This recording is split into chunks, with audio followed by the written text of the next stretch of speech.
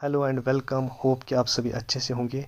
आज की इस वीडियो में हम एटमॉस्फेयर, उसका स्ट्रक्चर और उसकी कंपोजिशन के बारे में पढ़ेंगे और लास्ट में हम लिथोस्फीयर के बारे में भी ब्रीफली पढ़ेंगे। तो सबसे पहले हम ब्रीफली अर्थ के एटमॉस्फेयर को डिस्क्राइब करेंगे, उसके बाद इसको डिटेल में पढ़ेंगे। The atmosphere commonly known as air envelops earth due to gravity.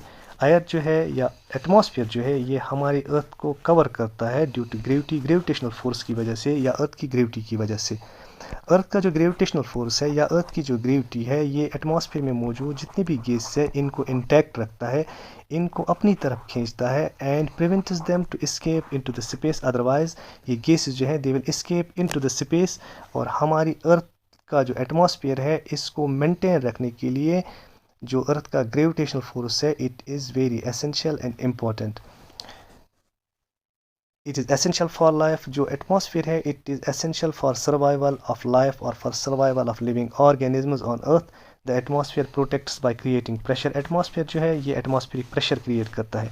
Atmospheric pressure की वजह से ही जो लिविंग ऑर्गेनिजम्स है इनमें वाटर बैलेंस मेंटेन रहता है और हमारा जो हाइड्रोस्फीयर है जो इसमें डिफरेंट वाटर के रिसोर्सेज हैं इनमें वाटर की लेवल मेंटेन रहती है। Otherwise water will also escape into the space due to solar radiations और due to solar energy. Water भी फिर एटमॉस्फेयर में ऐसे ही एस्केप होगा। So gravitational force and atmosphere pressure maintains the concentration of water on earth. Absorbing ultraviolet radiations. जो atmosphere होता है इसकी इंपॉर्टेंट प्रॉपर्टी ये है कि जो इलेक्ट्रोमैग्नेटिक रेडिएशंस होती हैं या कॉस्मिक रेडिएशंस होती हैं इनमें जो harmful radiations like ultraviolet radiations होती हैं ये इनको ब्लॉक करता है and prevents them to reach on the earth so that जो लिविंग ऑर्गेनिजम्स होते हैं वो इनके हार्मफुल इफेक्ट से सेफ रहते हैं। ग्रीन हाउस गैसेज काज ग्रीन हाउस इफेक्ट। जो ग्रीन हाउस गैसेज होती हैं ये ग्रीन हाउस इफेक्ट क्रिएट करती हैं। इसके बारे में मैंने अलग से एक वीडियो अपने चैनल पे अपलोड किया है। It warms the surface of earth. जो green house gases like carbon dioxide like methane ये वो गैसेज होती हैं जिनको ग्रीन हाउस गैसेज कहते हैं। They help to warm the surface of our earth to make it conducive for living organisms। organisms के लिए living organisms के लिए feasible जो टेम्परेचर होता है वो मेंटेन करने के लिए ग्रीन हाउस इफेक्ट या ग्रीन हाउस गैसेस का एक इम्पॉर्टेंट रोल है। It regulates day and night temperature. जो ग्रीन हाउस गैसेस होती हैं या ग्रीन हाउस इफेक्ट होता है ये हमारी अर्थ पे डे नाइट टेम्परेचर को मेंटेन रखता है या रेगुलेट करता है so that it does not drop too much कि इसकी का जो टेम्परेचर जो है हमारी अर्थ का वो ज़्यादा कम ना हो जाए। Because it can drop as much as living organisms can not survive under such conditions. अगर हमारी अर्थ का टेम्परेचर ज़्यादा डिक्रीज़ होता है तो उस सूरत में जो लिविंग ऑर्गेनिजम्स है उनकी सर्वाइवल जो है वो मुश्किल हो जाएगी। So green house gases has an important role to play on earth to regulate the temperature of our earth. और इसी तरह जो मेजर कॉन्स्टेंट्स होते हैं हमारे एटमॉस्फेयर के इसमें सबसे ज़्यादा कंसंट्रेशन नाइट्रोजन की होती है दैट इज़ अप्रॉक्सीमेटली अबाउट 78%। और उसके बाद ऑक्सीजन 21%, आर्गन 0.93%, वाटर वेपर्स हमारे एटमॉस्फेयर में 0.25% होता है। उसके बाद जो green house gas carbon dioxide है इसकी कंसंट्रेशन अप्रॉक्सीमेटली 0.04% है और 0.038। This increase in concentration of carbon dioxide is because of pollution. उसके बाद मीथेन जो है ये भी एक ग्रीन हाउस गैस है, इसकी कंसंट्रेशन 0.0002% है। इसी तरह नोबल गैसेस या इनर्ट गैसेस में नियॉन, हीलियम, क्रिप्टॉन, जेनॉन ये भी ट्रेस अमाउंट्स में हमारे एटमॉस्फेयर में पाए जाते हैं। इसके अलावा नाइट्रस ऑक्साइड ट्रेस अमाउंट्स में हमारे एटमॉस्फेयर में पाया जाता है। इसी तरह ओजोन जो है ग्राउंड लेवल ओजोन या स्ट्रेटोस्फीरिक ओजोन जो वेरिएबल कंसंट्रेशन है इसकी डिफरेंट लेयर्स में हमारे एटमॉस्फेयर में पाया जाता है। उसके अलावा जो पोलन ग्रेन्स होते हैं या स्पोर्स होते हैं from plants and fungi and volcanic ashes, volcanic eruption की वजह से जो एशेस एटमॉस्फेयर में जाती हैं। और इसी तरह एरियोसॉल्स होते हैं, दीज आर टाइनी पार्टिकल्स और liquid droplets which are suspended in atmosphere. इसी तरह सी साल्ट्स होते हैं, डस्ट पार्टिकल्स होते हैं जो हमारे एटमॉस्फेयर में पाए जाते हैं। और जो हमारा एटमॉस्फेयर है अर्थ एटमॉस्फेयर है सीरीज़ ऑफ लेयर्स। हमारा एटमॉस्फेयर जो है इसकी सीरीज़ ऑफ लेयर्स हैं on the basis of temperature, density and composition. Temperature, density और कंपोजिशन की बुनियाद पर हमारा जो एटमॉस्फेयर है it has been divided into different layers moving upwards from ground level. जब हम ग्राउंड लेवल से ऊपर की तरफ जाते हैं they are named as troposphere. सबसे पहले ट्रोपोस्फियर आता है, उसके बाद स्ट्रेटोस्फियर आता है, उसके बाद मीजोस्फियर, उसके बाद थर्मोस्फीयर, उसके बाद एक्सोस्फीयर। और इस तरह हमारा जो एटमॉस्फेयर है it has been divided into different layers on the basis of temperature, its density and composition of atmospheric gases। इसमें जो एयोनोस्फीयर है, एयोनोस्फीयर जो है इसमें मेजर पोर्शन थर्मोस्फीयर और मेसोस्फीयर जो है ये आयोनिक पोर्शन जो है इसमें आयोनिक गैसेस होते हैं या चार्जड पार्टिकल्स होते हैं, that is why it is known as ionosphere. तो एयोनोस्फीयर के बारे में भी हम आगे जाके डिस्कस करेंगे। तो सबसे पहले जो है that is troposphere, it extends from 0 to 10 kilometres और समटाइम्स 15 किलोमीटर्स, 10 किलोमीटर्स तक हम यहाँ पे लिखते हैं। इसमें जो मेजर वेदर ऑकरेंसेस या जिनको हम क्लाइमेटिक पैटर्न्स कहते हैं, फॉर एग्जांपल जो रेन होती है, जब क्लाउड फॉर्मेशन होती है या सनोइंग होती है, या जो वेदर जो भी पैटर्न्स होते हैं वो इसी ट्रोपोस्फीयर में होते हैं। 99% ऑफ वाटर जो हमारे एटमॉस्फेयर में वाटर वेपर है उसका 99% ट्रोपोस्फीयर में भी है, ट्रोपोस्फीयर में ही है। So that is Y troposphere में ही जो वेदर पैटर्न्स होते हैं वो ऑकर होते हैं, और यहाँ पे जो एयर ट्रैफिक होता है वो भी इसी ट्रोपोस्फीयर में होता है। टेम्परेचर डिक्रीजेज, ऑल्टीट्यूड जब हम इस ट्रोपोस्फीयर में ऊपर की तरफ जाते हैं तो temperature goes on decreasing, so the higher we move the cooler it is. तो इस ट्रोपोस्फीयर में टेम्परेचर ऊपर जाते जाते डिक्रीज होता जाता है।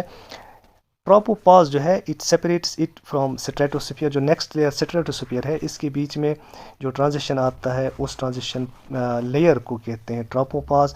एक्चुअली जो एटमॉस्फेरिक लेयर्स होते हैं इनमें कोई क्लियर कट बाउंड्री नहीं होती है, but just they have been described on the basis of their density and temperature and other composition जो इनकी है उसी बुनियाद पर इनको अलग अलग लेयर्स में डिस्ट्रीब्यूट किया गया है।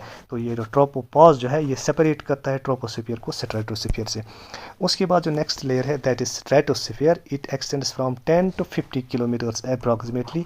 यहाँ 10 किलोमीटर से 50 किलोमीटर्स तक का जो ये पोर्शन है इसको स्ट्रेटोस्फीयर कहते हैं। It contains ozone which blocks the ultra violet radiations coming from sunlight और इलेक्ट्रोमैग्नेटिक रेडिएशन में जो अल्ट्रा वायलेट रेडिएशन है उनको ब्लॉक करता है। सो इसकी एक इंपॉर्टेंट प्रॉपर्टी है स्ट्रेटोस्फीयर की, और इसमें जो ओजोन पाया जाता है उसको स्ट्रेटोस्फेरिक ओजोन कहते हैं, बिकॉज ओजोन जो है ट्रोपोस्फीयर में भी पाया जाता है, उसको ग्राउंड लेवल ओजोन कहा जाता है।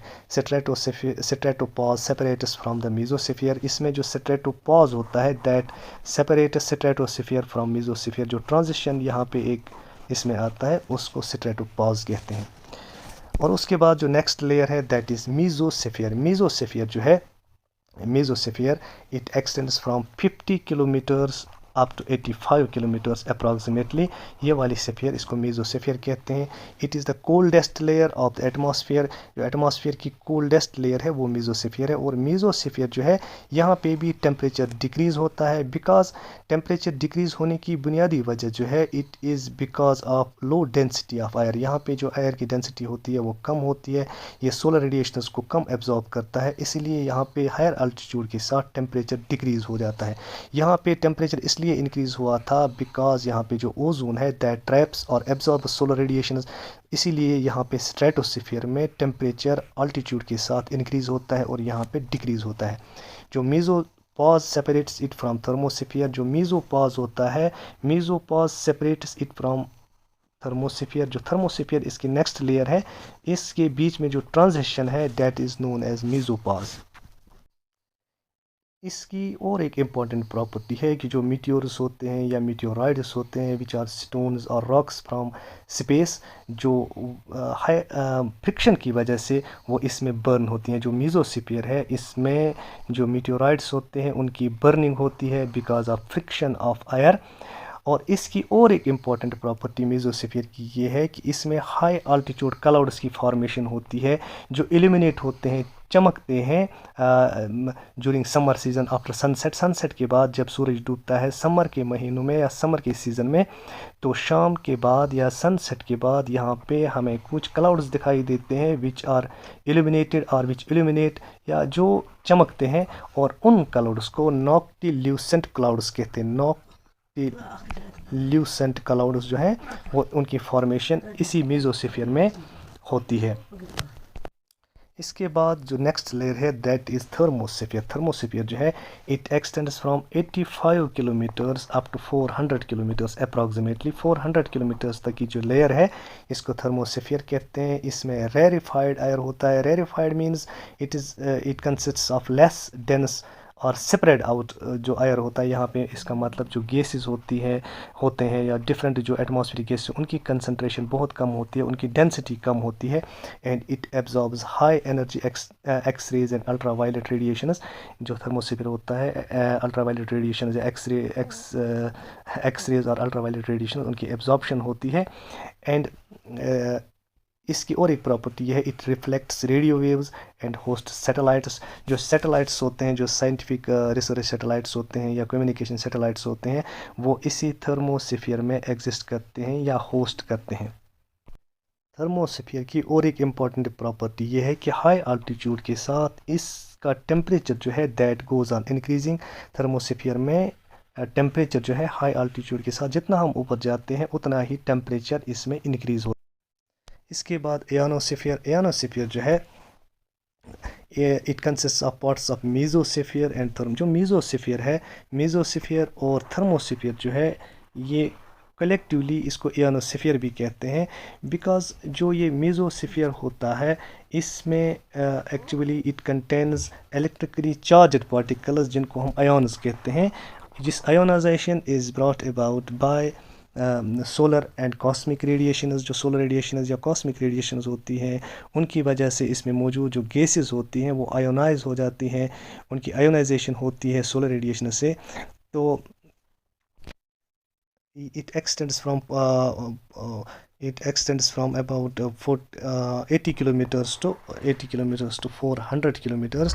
और इस स्फीयर में जो रेडियो वेव प्रोपिगेशन होती है, या ये जो है, it influences radio wave propagation by reflecting radio waves. जो लॉन्ग डिस्टेंस कम्युनिकेशन होता है, रेडियो वेव्स होती हैं, वो इसी स्फीयर में, जिसको हम आयोनोस्फीयर कहते हैं, ionosphere because of the ionized gases which are present in this sphere, that is why it is known as ionosphere, and it helps in radio communication। जो long distance radio communication होता है, so ये radio waves की propagation में help करता है ये वाला sphere, जिसको हम ionosphere कहते हैं। आयोनोस्फीयर के बाद जो लास्ट वाला स्फीयर है एटमॉस्फेयर का, that is known as exosphere. Exosphere जो है, it extends from 400 kilometres to 10,000।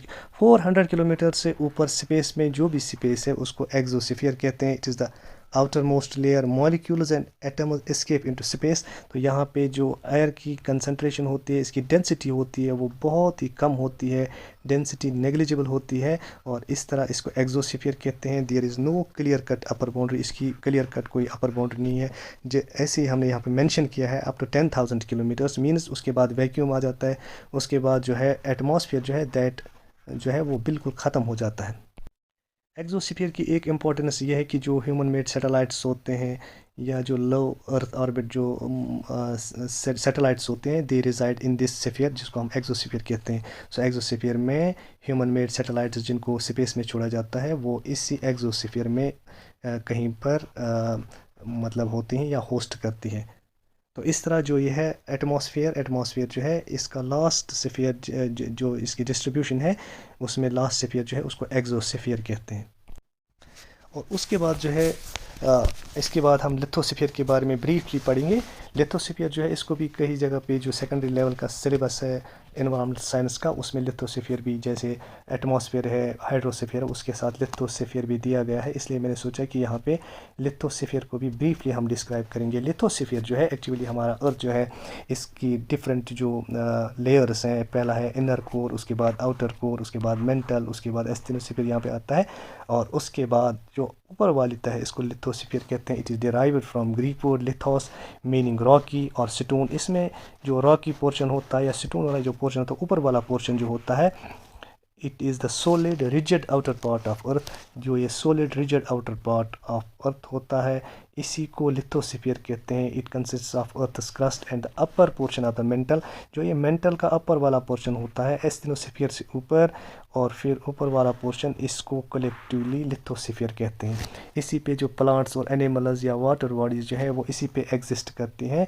So it comprise the earth's crust and upper portion of the mental. और उसके बाद जो इसमें डिफरेंट टाइप्स ऑफ रॉक्स होते हैं, जैसे igneous rocks which are formed from the solidification of लावा।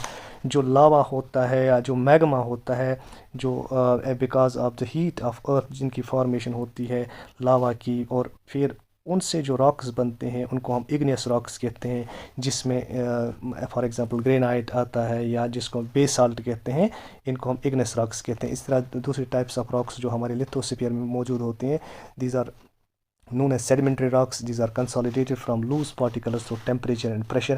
अर्थ में जो टेम्परेचर या प्रेशर जो वहाँ पे एग्जर्ट होता है अर्थ की वजह से, या जो आउटर कोर की वजह से, जो ये एक्चुअली हॉट कोर होता है, इसकी वजह से जो प्रेशर एग्जर्ट होता है और जो हीट जनरेट होती है, उसकी वजह से जो लूज पार्टिकल्स होते हैं वो कंसोलिडेट मीन्स वो इकट्ठे हो जाते हैं and lead to the formation of sedimentary rocks. Sedimentary rocks जो है इनमें जैसे लाइम स्टोन जो होता है या जो सैंड स्टोन्स होती हैं, these are formed by due to high temperature and pressure और कंसोलिडेशन ऑफ जो लूज पार्टिकल्स होते हैं, उनकी वजह से सेडिमेंट्री रॉक्स की फॉर्मेशन होती है। इस तरह मेटामॉर्फिक रॉक्स होते हैं, these are resulting from melting, contorting and recrystallization of, जो डिफॉर्मेशन होती है रॉक्स की, उन की वजह से जो रॉक्स बनती हैं उनको मेटामॉर्फिक रॉक्स कहते हैं।